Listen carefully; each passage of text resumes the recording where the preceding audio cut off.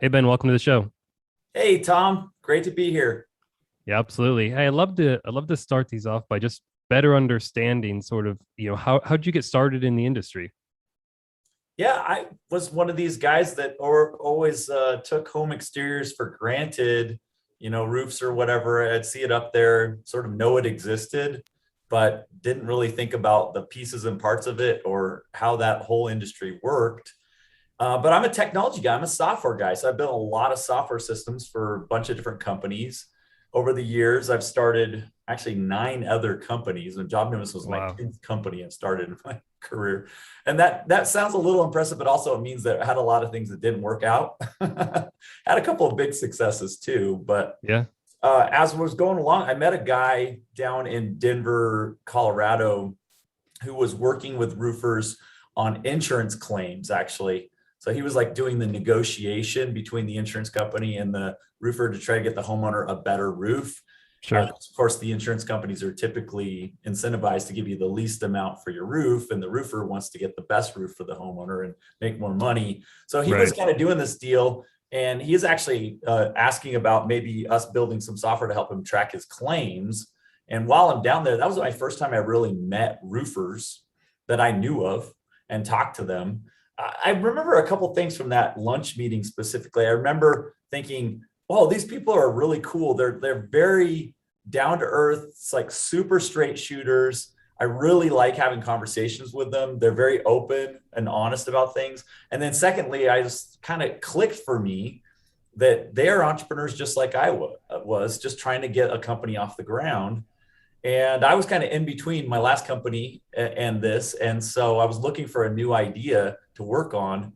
And I got really passionate about it. They actually told me, they said, the software in this industry sucks. Now, this was like 2012, Yeah. I kind of looked at it and said, wow, this stuff's pretty dated. None of it was cloud based at the time. None of it worked on a mobile app really well. And so we thought, wow, there's kind of something here. And I realized later that the smartest people in Silicon Valley were trying to make Twitter run faster, at Yeah. that Yeah. time. And here we were like, nobody is trying to solve these guys' problems that's good at technology. And so Yeah.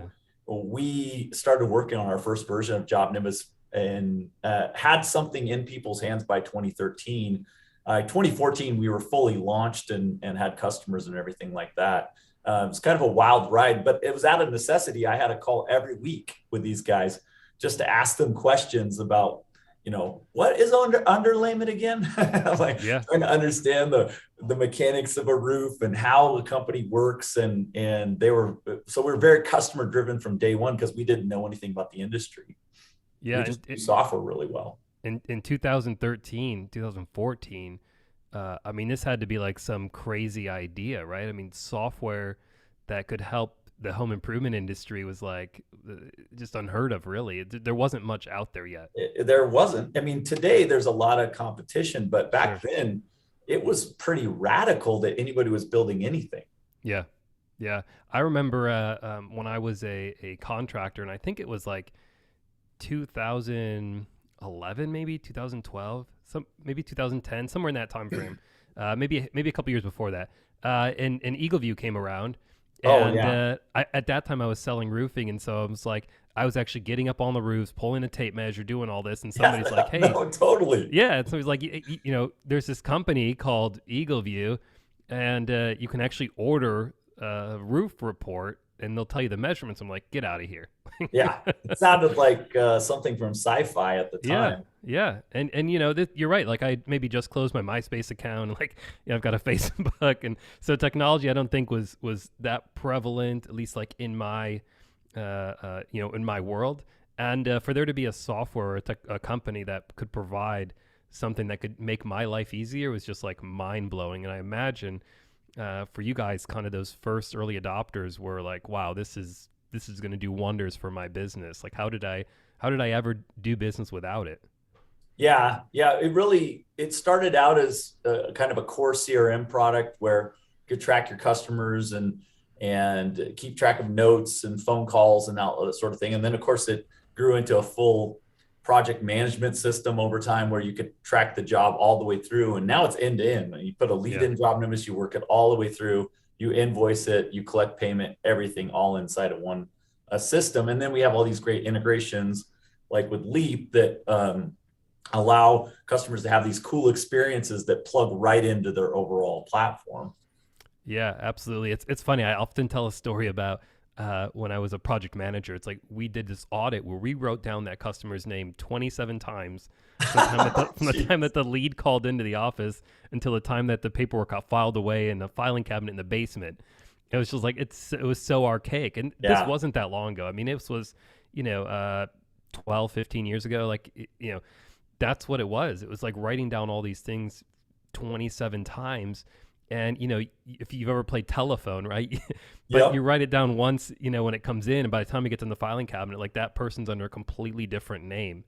And not to mention all the other errors that happen, along the way. But yeah, it's amazing. And so I guess, one of my other questions was, you guys have seen a lot of great success. But what percentage of the market do you think is out there that still doesn't have some kind of project management or CRM solution? It's actually shockingly high. It's in the 60 to 70% of people that aren't using like an actual product like JobNimbus. They're using some of them are using paper still. We actually call them the paper crowd, but some are using Excel, or they've like homegrown what I'd call primitive digital means. They clutch together 3 or 4 different things that may not even be for their industry to get something workable. And usually that actually works really well if you're smaller. It starts to not scale as you grow your company. And that's when they usually start looking at a solution like JobNimbus. What's interesting though, is they need to have, there's like this gap where they have to have everybody sort of transition and train. And so when we first came into this market in like 2012, there was a ton of baby boomers still running their, roofing companies or whatever. And we would get the constant thing of like, I don't want to switch. It's been paper for 40 years. We're good, Yep. And now we're getting much more of the Gen Xers and younger that are running those businesses. They've either taken it over from their parents or they started their own thing. And those guys, actually, I saw a funny meme a while back that would really resonate. It says, I'm a Gen Xer, so I accept technology unlike boomers, but I'm not happy about it. Yeah, that's great. That's great. And it's like kind of true. They know they need to have a system. And so we're in this great demographic shift as we see the industry start moving more digital, but we're probably still about 20 years behind most industries right now in terms of technology adoption. Yeah. It is amazing. I heard something funny the other day too. It's like, I'll always refer to Chuck in a truck and Larry and Led and all these type of things, right? The other day, somebody told me young buck in a truck. And I guess young buck in a truck is like what you were saying, right? It's like the younger generation that's taken the business. They're still a small company, right? 1, 2 person show. But they're interested in technology, and they'll bring some things here and there. And I thought for me, that was a new term.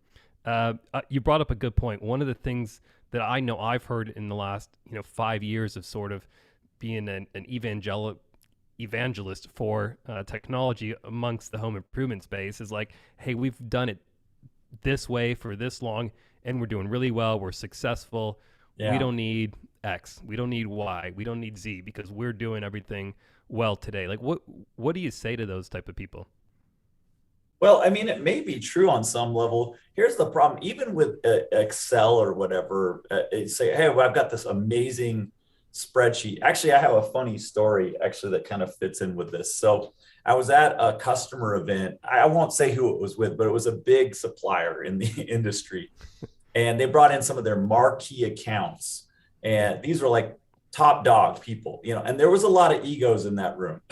Great people, but like when they're with each other, it's like, oh boy, a lot of posturing going on, Yeah. And they ask, hey, tell us about your technology. And everybody's going around the room and they're saying, we've got this spreadsheet. It's the most amazing. It does everything. And it totally estimates perfectly. And then it does this and it automatically emails this person. And you're going, wow, holy cow, you guys programmers, that's amazing. And you're hearing them just go on and on about how amazing their systems are. We set up this or that. And we had some of our customers were in there talking about how great they like JobNimbus. Then we had a lunch right after. And I got up at the end and said, hey, here's what JobNimbus does. Here's how we work. Here's the problems we solve. And at lunch, that I had a ton of these people coming up to me. Actually, our product's crap. Actually, this spreadsheet's terrible. We need something bad. So it's like, okay, there's one story in front of everybody, and then there's the true story of maybe it doesn't work as well as you want. Key things I think about: how do you get good reports out of an Excel spreadsheet? How does anybody in the company, how do you access it remotely? Everybody wants to be mobile. They want it on their phone, Mm-hmm. If you're using paper files, it's a total disaster to know exactly what's going on. You can't scale past a certain point. And so most of the customers I talk to want to grow their business. They want to, have that dream home or whatever. They want to have something just really great that they're dreaming for. And they want to hit that growth rate that gets them there. And so technology can really be a path to that, I think. Yeah, absolutely. It's funny, when I talk to a customer and they're, just in conversation, and they'll tell me, yeah, we're digital, we're paperless, and I'm like, awesome. What do you use? And like, we've got this great setup with Excel, yeah, and they're using formulas, in there, which is awesome, cool. And they have some cool spreadsheets out there. I've seen 100%. Yeah. They're running pivot tables and stuff. I'm like, this is great. But different connotation is sort of digital and paperless, and some of these terms I think that get thrown around. I had a former colleague that sent me, like, she had gotten 3 estimates to replace her roof, and she's like, hey Tom, do you mind just taking a look at these? Sure, send them over. And they were 3 different Word documents, not Word doc turned into a PDF or anything. It's just 3 Word docs. Yeah. And they were just all over the place and different, and there was no structure to them, and some were missing terms and conditions and a notice of cancellation, all these different things in there. And it was just amazing. Like, that is the status quo. That really is kind of what you see in the marketplace. And I think sometimes it's easy in our seats to think that home improvement professionals are adopting a lot of technology at a really rapid pace, because they are, but there's still so many who are not. And so it's always amazing to me when I step back and see that, because I work under the assumption that everybody sees the benefit in technology and in software and the solutions that are available. But there's still a lot of people who, for whatever reason, whether they don't know about it or they don't think it's for them, they just haven't adopted it. How do you go about speaking to some of these people? Like, what does that look like? Is it identifying, what their pain points are? Well, for sure, part of our process is we'll look for keywords. People who need us will say things like, man, we got a lot of jobs slipping through the cracks. Or they'll say things like, my guys aren't doing what I told them to. And when you hear these types of things, that's actually a process problem, not even usually a people problem. Like, JobNimbus is so good at defining clear processes. And actually, if you just think brass tacks, the simplest way to understand a business is only 2 things. It's the people and the process. That's the only thing you have in your business that's unique. I mean, that's basically what creates your product, right? And so if you don't have great processes and great people, you're going to struggle. And JobNimbus can help you build those processes in. And most people, if they have a great process, will rise to the occasion, or you need to have them move on. But I generally, in my experience, most people I've met in this industry are great people that just don't have the tools or know what to do to get to the level they want to get to.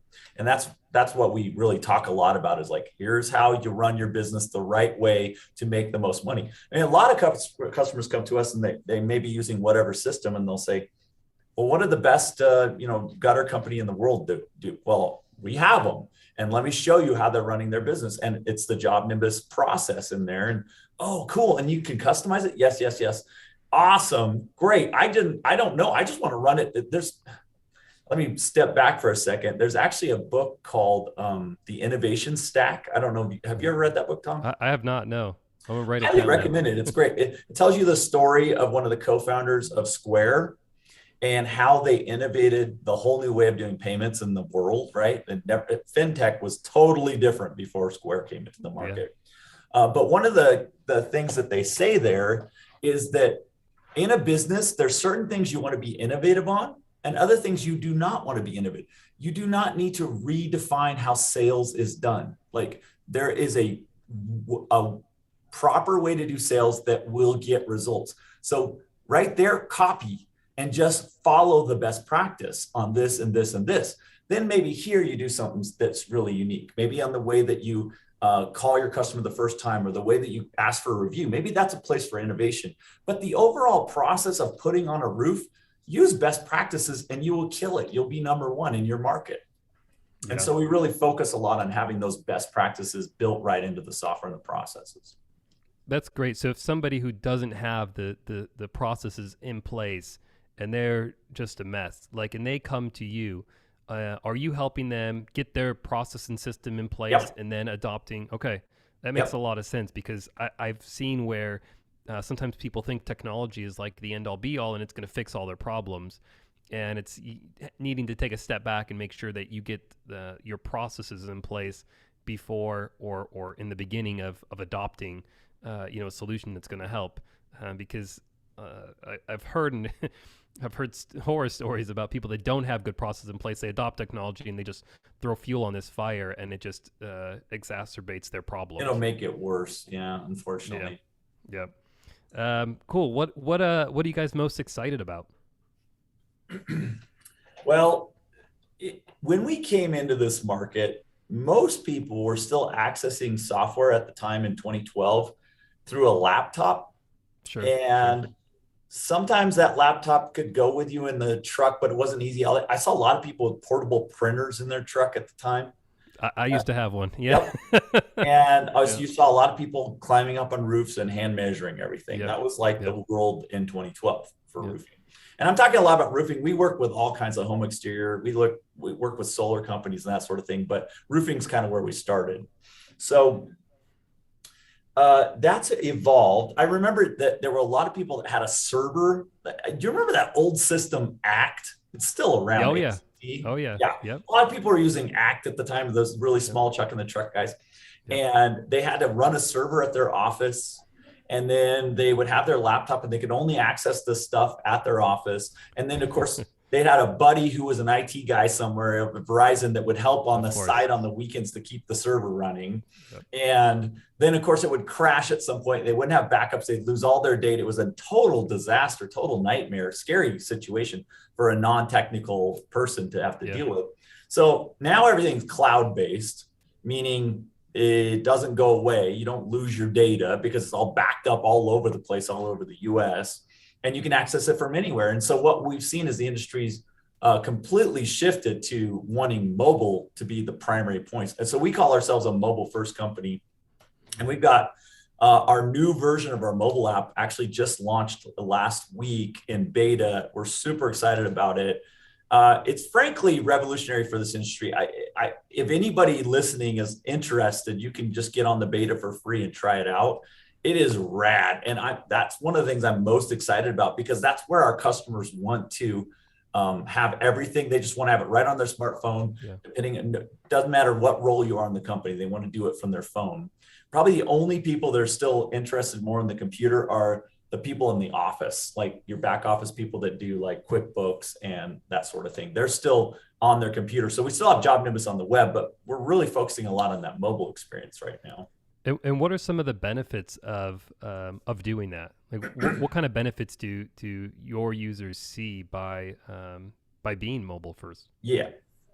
I mean, let me talk about a couple of features that I think are really fun. One, when you are anywhere, you can pull up our search. And it used to be you just type in a name of a customer or an address and it would come up with your contact. Now it shows you a map, because what you really want to know is where am I at and who's around me. And then this map, you can expand as much as you want, and you can search by name and address still, but now you can just zoom around on the map and tap on any of your customers. So you're standing at a doorstep and somebody says, hey, I like this shingle product. Have you guys ever done this before? Actually, we did. And you can pull it up on your phone and say, 2 blocks away, there's actually a house that we did a couple months ago that used the same shingle product. And the customer goes, oh my gosh, it just adds so much credibility. Or you're trying to close a deal and you say, look, the 5 other people in your cul-de-sac here have already bought from us. You know, if there's a big hailstorm, immediate credibility. Oh, okay, you're the roofer I want to go with, right? So just simple little things like that. And then right there's a button to start taking photos, documenting those. You could create a photo report. It's all digital. It makes you look like the most pro contractor. That homeowner's going, this dude didn't just roll out of bed, smelling like who knows what, without a company logoed shirt, and then show up with a bunch of paper and start writing stuff down. This guy came with this app on his phone. It's super digital. He was able to text me, email me stuff. It's just, that's the way the industry should be running right now. And so this app really facilitates that. Yeah, when you're talking about that, having a homeowner who wants, they want to see what customer you had in the area that had a charcoal shingle, and I'm like, oh crap, I gotta go back to the office. I've got to like have them pull up, hopefully somebody's got a list of this, and then I've got to put it together on some kind of Word document and get it over to this customer. And it's like my sales cycle was just like prolonged unnecessarily, right? Because something that a customer probably thinks is simple for us to do wasn't. And so you've made it super simple for them to continue moving that sale forward. And trying to make a one call close, right? I mean, I know you guys focus on a lot. The chances that the close rate, it goes like down in half if you leave that house from that first close, right? So being armed with everything you need at that appointment is critical, and so that's great. That's fantastic. I'd love to know, you've over these last years have probably heard some really good success stories, I imagine, from your customers. Is there one that maybe sticks out to you of like they adopted JobNimbus and they just were able to achieve incredible success or growth or whatever it was, and maybe it saved their business? Are there any stories that come to mind of success that a contractor saw? There's a lot. And actually, whenever we have new employees start at JobNimbus, which like every 2 weeks on Mondays, we have new. I thought it was every day. I think I see something every day of theirs. There's a lot. We have a lot of people starting over here. Yeah. Kind of crazy. We're growing fast. So I meet with all those new employees, and I do a thing about our company culture and our values and our mission. And then I actually tell some of these stories. And one in particular that I always tell about is Stacy and Scott Feller. When we met them, actually, they were our number 7 or 8th customer, something like that. Of all, it's like all, it was forever. And they were an early adopter, believed in what we were doing. And Stacy and Scott at the time were running Feller Roofing down in Austin, Texas. And their dream was to build a roofing franchise, actually. Okay. I think there were around 6 or 7 employees when we met them, just getting off the ground. They were newly married. And it was actually kind of interesting because they have such different personalities. Scott's very entrepreneurial, shoot from the hip type guy. And Stacy's much more of that organize everything. And you see this dynamic a lot in these companies. The owner is usually like more maverick, more sales oriented. And then there's usually somebody in the office that is much more like, let's get things organized. And they're much more like the person that wants to have folders for everything. And there's like a little bit of a tension between the two as the business grows. We focused a lot on trying to bring those two people together in the software. So the owner got the growth they wanted, but then the person in the office also got that kind of organization and efficiency and that sort of thing, right? And actually, most businesses need this kind of dynamic. There's usually somebody driving the vision, and there's somebody else like integrating that. And if there's one missing, the thing falls apart either way. It either doesn't grow very fast, or it just the wheels come off. If the vision there's a book about this topic too, Ben. Yes, I can't remember what the name of it is. It's like Purple something, is it? Well, Rocket Fuel is the first one to read. Rocket Fuel's one, yeah. And then Traction is the second one to read. Okay. And if you're an employee in a business like this, What the Heck is EOS is the third book. Highly recommended. Yeah. So anyways, they adopted JobNimbus, started growing. They doubled their revenue over the next about 18 months with us. And this was even early on when we had less features. I mean, we have a lot more capabilities now. They now have launched a new franchise called Kanga Roof. That's kind of fun. Yeah. And Kanga Roof, I think they have 4, maybe 5 locations now. they're all using JobNimbus at the different locations. It's highly successful. And Stacy and Scott actually came and spoke at our customer event 2 years ago and told their story and how much they grew. They're highly hands-on users. It's just a great example of somebody who took technology, went from paper to technology, and just exploded. And they're building like this cool house. They own a restaurant now. Like everything they ever wanted to do together, they were able to do because they were able to grow at the level that they did. And I think they would say we're a big part of that growth. Yeah, that's awesome. I actually know, I can see their wrapped trucks and stuff. Like, Yes. I think there was they must have had a location in the Carolinas somewhere. Oh yeah.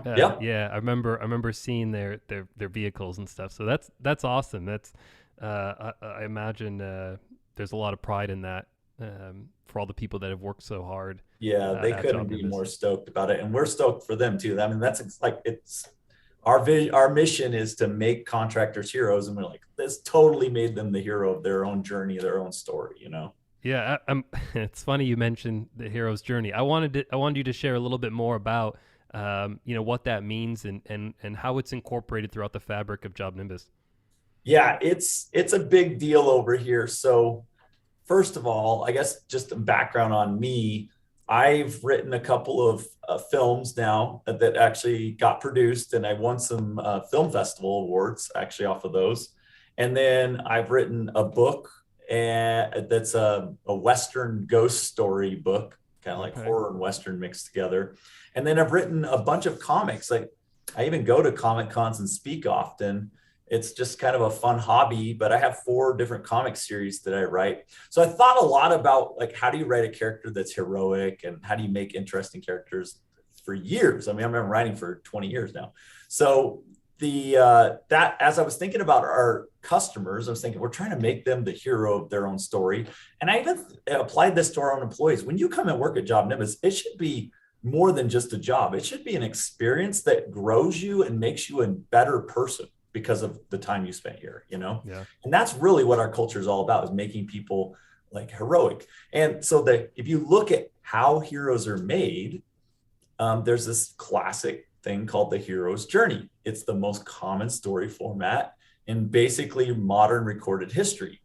And there's 3 parts to it. There's a departure phase where the hero leaves their regular life to go on a sort of an adventure. And then the initiation phase, which is the biggest part of the hero's journey, where you go through a series of trials that level you up. And then the return at the end, where you are reborn a new person changed by the experience. So if you think of something like Lord of the Rings, and you think about Frodo, as he goes through this journey, all these trials, when at the end, when Frodo has saved the world because the ring was thrown in the fire, he is a different person changed by the experience. That's what we're trying to do with our customers. That's what we're trying to do with our employees. And so our mission is to make contractors heroes, and we're trying to make our employees heroes as well. Yeah, that's awesome. I was fortunate enough to be out at your offices maybe a month or 2 ago, and it's incorporated in the fabric of everything that you guys do, and all the stories that were told. Even I remember sitting in a conference room, and it's named after a hero. I'm sorry. The conference room was named after the pizza place at Toy Story. Yes. Pizza Palace, maybe? Pizza Planet. Pizza Planet. That's one of my favorite conference rooms. Yes. Oh, it's got an amazing view of the mountains and everything. For those that don't know, you're in Lehi, Utah. Yep. And the view is just impeccable outside of there. There's mountains everywhere. Oh, It's amazing. This is great. We've got a little bit of time left here, but what do you like to do when you're not working? Okay, so my latest passion over the last year or 2 in the summers, like just right now, it would be wake surfing. So I grew up in the Seattle area, and we would drive to Westport, which is just south of Olympia, the capital of Washington State. And there's a good little place where there's a jetty, and there's actually a decent break where you can get a 10, 15, 20-second ride. We take our longboards down there and surf a lot of weekends. I spent down there surfing in the ocean. We go down the coast, go to Oregon and Northern California as well, and surf different spots. So when I moved to Utah, I'm like, man, this place is a drag for surfing. There's no ocean anywhere Yeah, near, right. you know? Oh, you got a beautiful lake. Not, I'm not talking about Salt Lake, but you've got a beautiful lake down by you as well. Yeah, But Utah Lake here. And yeah, then we've got one just up in the mountains by Sundance called Deer Creek. yep. And so then I found out about like this new craze because I'd always wakeboarded, but I didn't know anything about wake surfing and all these boats that throw these giant waves. And so I started learning that about 3 years ago. Oh my gosh, it's so exhilarating, so freaking fun. So now I've been doing 360s and jumps. I've gotten pretty good on the wave, and we go probably once a week. We'll go up and boat for 3 or 4 hours. And I just got back from Lake Powell. Have you ever been to Lake Powell, Tom? No, no. Where is that? It's spectacular. It's on the border of Arizona and Utah, so Okay. southern Utah. Red Rock Canyon everywhere. It's a man-made lake. It's a giant reservoir that was filled. I want to say 1963 they created it. Okay. Anyways, it's kind of like going to Monument Valley or something like that, but then with water there. It's really crazy, and the water's super warm. So I just Wow. got back this weekend. It was 81-degree water Wow. and about 80 to 90 degrees every day. It's 70 in the evenings. So like in Wow. bath water. Yeah. Nobody's out there because everybody's back in school, so it's super quiet. So I love doing wake surfing. I still record music on a weekly basis and working on a new song for that. I'm working on a new book on the side. So even though I'm the CEO and spend a lot of time on JobNimbus, I try to have some life balance and do other things too. That's awesome. What kind of what genre of music? Right now, I've been really into the Beatles and Beach Boys, kind of gone back Okay. to that style. And so I would say it's a modern version of that. I played in a bluegrass band for a while. So we did a lot of like folk music. Yep. Before that, I was in a rock band. It was a lot of alternative rock. Yep. That probably sounded more like Weezer or something like that. Right now, I would say our latest recordings sound a little bit like a mix of the Beach Boys, Ben Folds, and Beatles stuff. So Interesting. yeah. Where can we listen to this? I record under the band name Railyard, like where a place where trains go to die. Yeah, right. So I don't know. I'll probably put out 2 songs last year.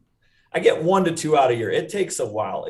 Yeah. People don't know. It takes a long time to record, and I do it Tuesday nights, 7 o'clock till like 10 o'clock. So in 3 hours, we can get some stuff done. But I play all the instruments with another guy, Adam, that I play with, and we sing and harmonize. And so it takes a while because we're always like redoing it, rethinking the song and that sort of thing. And some weeks we miss getting together, but we've got a new one we're working on right now that I'm pretty excited about. It's like That's more awesome. of a Neil Young type sound on this one, Yeah. folky acoustic thing. That's awesome. And what's the book about? The book is about the films of 1984. Okay. It's like a All right. film history book. I'm a huge film buff. I have way too much film knowledge in my head. Yeah. People kind of get weirded out. I know all kinds of weird trivia about films. Do you really? Yeah. So I believe that 1984 is one of the most important years in film history. You want to know why we go to the theater now and it's all blockbusters and everything else is streaming. 1984 is the start of that. It's the first year of PG-13. It's the first year HBO debuts. It's the first year that Beta Max goes out and VHS becomes the main format. You kind of go through the list. You look at the movie posters from that era, just like the 1 minute pitch on this. If you go back to the 1950s and you look at most movie posters, it's the name of the actor that's most of the poster. It's Jimmy Stewart. And then in very small letters somewhere, it'll say like the name of the movie. Nobody cared. You went to see the new Jimmy Stewart film. You didn't go to see, Vertigo or something like that. Now, fast forward to 1984, but even the early 80s, we're starting to see this move. And now you're selling brands. What's the Gremlins poster? It's a picture of Gizmo, the cool little cute creature, and it's selling the brand and the toy.